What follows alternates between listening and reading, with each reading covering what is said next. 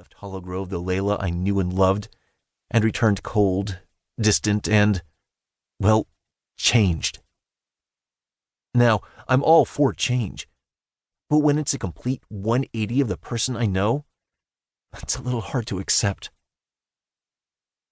Before you realized you were too good for the Grove? Oh, I'm sorry. That's not the words you used. I pretend to think while she glares at me. Then, in a aha moment, I declare, "Oh, I remember now. It's before you realized how much more was out there in the world and you were wasting your life by staying here." After a few moments of silence, she straightens her shoulders and licks her lips.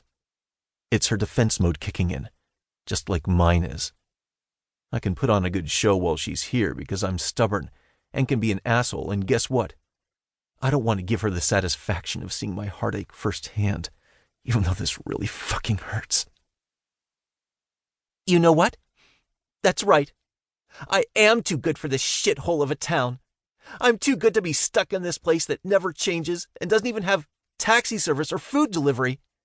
We don't have a grocery store that even sells organic produce, Colt. Why on earth would I want to stay here? I have no reasons. Not one. She punctuates, giving me a little smirk because she thinks she's being clever. Why indeed? Not for me, obviously. She made that clear. Not for her mother either, who raised her all by herself. Then I guess this is goodbye. But I already knew this before I even opened my mouth to ask her to reconsider. I wasn't a factor in her deciding to move. And maybe that's okay. Because if she stays, she won't be happy, and she'll make my life miserable after she begins to resent me. Besides, I'm a mature enough man to realize she's not necessarily choosing to leave me. She's choosing to consider herself and her own desires. As upset as I am that our relationship is ending, I'm happy that it's ending now, rather than 10 years from now when we're married with children and she's discovered that she's not cut out for this life. With tear-filled eyes, she looks down at her shoes, sniffs, and shakes her head before meeting my eyes. You know, you could move too. Why do I have to be the one to give up my dreams? I didn't say you did have to give up your dreams, I remind Layla gently. She's not wrong. I could move to Chicago with her so our relationship wouldn't end, but then I would be the one who's unhappy. It's 6 of one, half a dozen of the other. It's a no-win situation, Lay. It doesn't matter who sacrifices their dreams. One of us is going to have to decide if we stay together, and it wouldn't be fair to either of us. You asked me to stay. That's me giving up my dreams, she mumbles, as if she didn't hear a word I just said. Of course I did. Did you really think I would just lay down and let you go without putting up a fight? Her answering shrug tells me that's exactly what she was expecting. That makes me feel all sorts of things, none of them good.